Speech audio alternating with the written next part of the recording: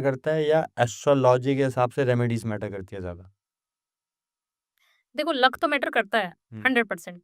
But astrology से आप अपने लक को एनहांस भी कर सकते हो अगर आप अनलकी हो तो। आप फील होता है कि मेरे काम हमेशा रुक जाते हैं, हम्म, तो आप अपने ग्रहों को, एस्ट्रोलॉजी को इतने स्ट्रांग कर लो कि आपका लक 100% आपके साथ चलना शुरू हो जाएगा। जो आपने बोल दिया दिन, तो वो दिन हो जाएगा। जो आपने बोल दिया रात, तो वो अगला बंदा आपको रात ही बोलेगा। ऐसा भी हो सकता है।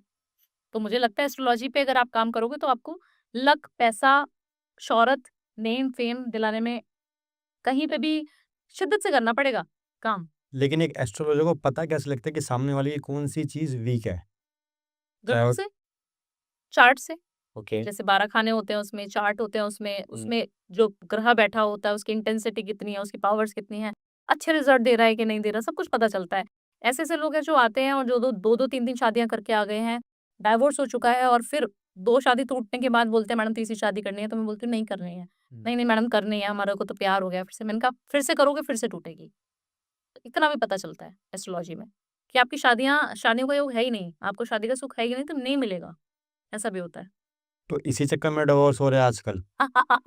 नहीं, नहीं, इस चक्कर में नहीं हो रहे। डाइवोर्स तो देखिए मनमुटाव की वज़ह से बहुत हो रहा है। लोग एक-दूसरे की सुनना नहीं चाहते। फीमेल भी काम करके आ रही है, मेल भी काम करके आ रहा है, हस्बैंड-वाइफ हैं। दोनों को मी टाइम भी चाहिए, दोनों को मूवी भी देखनी है, दोनों को टाइम स्पेंड भी करना है। खाना कौन पकाएगा घर में, बच्चे को कौन सँभालेगा घर में, मैनेजमेंट के ऊपर लड़ाई हो जाती है। छोटी-छोटी चीज़ों पे डाइवोर्स हो रहे हैं आजकल। पहले के लोग जो हैं बहुत ज़्यादा, मैं देखती थी कि हर चीज़ में एडजस्ट करना जानते थे, मेल हो या फीमेल हो, है ना? अच्छी चीज़ों में खुश रहते थे, वो छोटी-छोटी चीज़ों में खुशियाँ ढूँढते थे। आजकल की फीमेल्स हो गई या मेल्स हो गए, उनके अंदर ईगो बहुत ज़्यादा है और घर का वास्तु खराब है। जब आप देखते थे कि पुराने घर होते थे, तो उसका जो घर का वॉशरूम होता था, वो कभी भी अटैच नहीं होता था। एक घर में एक ही वॉशरूम होता था और वो भी 3-4 रूम में कहीं बाहर की तरफ होता था, आँगन होता था बाहर, और ब्रह्मस्थान खुला होता था, सज्जे पे होता था वो। हाँ, हम्म। और ब्रह्मस्थान क्या होता है? खुला हुआ स्थान, जो बीच का पोर्शन होना चाहिए वो it should be open always. आप किसी भी घर में देखते थे, पुराने घरों में आँगन बना होता था बीच में, है ना? फिर कमरे बने होंगे लाइन से और वॉशरूम भी कहीं बाहर होगा। उस घर का वास्तु 100 टाइम्स बेटर होता है जो आजकल जिस फ्लैट्स में हम लोग रह रहे हैं या हम सर्वाइव कर रहे हैं।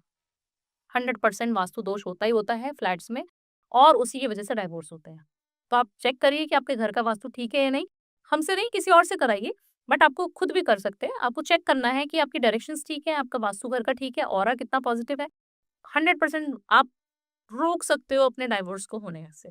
तो मतलब जिनके बेडरूम में वॉशरूम अटैच है उनका वास्तु खराब है। 100% सबका खराब है, क्योंकि सभी के हैं। उसकी रेमेडीज़ होती है ना फिर पीयूष, उसकी रेमेडी करके आप उसको ठीक कर सकते हो, उसकी इंटेंसिटी को ठीक कर सकते हो, वहाँ जो राहु का प्रभाव है उसको कम कर सकते क्या हो। रेमेडीज है उसकी?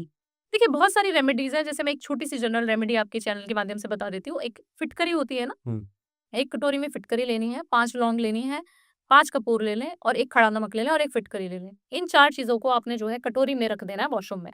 इससे क्या है, आपने सैटरडे रखनी है और सैटरडे को ही आपने इसको फ्लश आउट करनी है और फिर नया रिप्लेस कर देना है। ओके। ये रेमेडी करने से आपको राहु की जो इम्पैक्ट है, आपको एंग्ज़ायटी हो रही है, लड़ाई-झगड़े हो रहे हैं, आपको पता है कि कलेश बहुत ज़्यादा है घर में, ये कलेश कम करा देता है। दूसरी रेमेडी क्या करनी है, आपने घर के बाहर एक छोटी-सी फिटकरी काले कपड़े में बाँधकर वो रख देनी है अपने मेन डोर पे। आप उसको टंगा भी सकते हो ऊपर और जितना बड़ा पीस होगा उतना बढ़िया, बट अगर आपको लगता है कि कोई देखेगा तो शर्म आ रही है, तो मैट के नीचे, डोर मैट जो होता है ना, उसके नीचे एक काली लौंग और एक फिटकरी रख देनी है बस। उसको फिर भूल जाओ, सैटरडे को वो रख दी, नेक्स्ट सैटरडे तक वो उसको उठाना है, फेंकना है डस्टबिन में, दूसरी रख देनी है। ये करने मात्र से आपके घर का बहुत सारा वास्तु दोष, मैं बोलती हूँ, खत्म हो जाएगा। तो ये कितने सैटरडे तक करनी है कॉन्टिन्यूअसली? जीवन भर करते रहो। ओके। ये तो बहुत अच्छी रेमेडी है, छोटी-सी रेमेडी है। सस्ती और टिकाऊ। सस्ती और टिकाऊ है सारी रेमेडी हमारी। हम्म।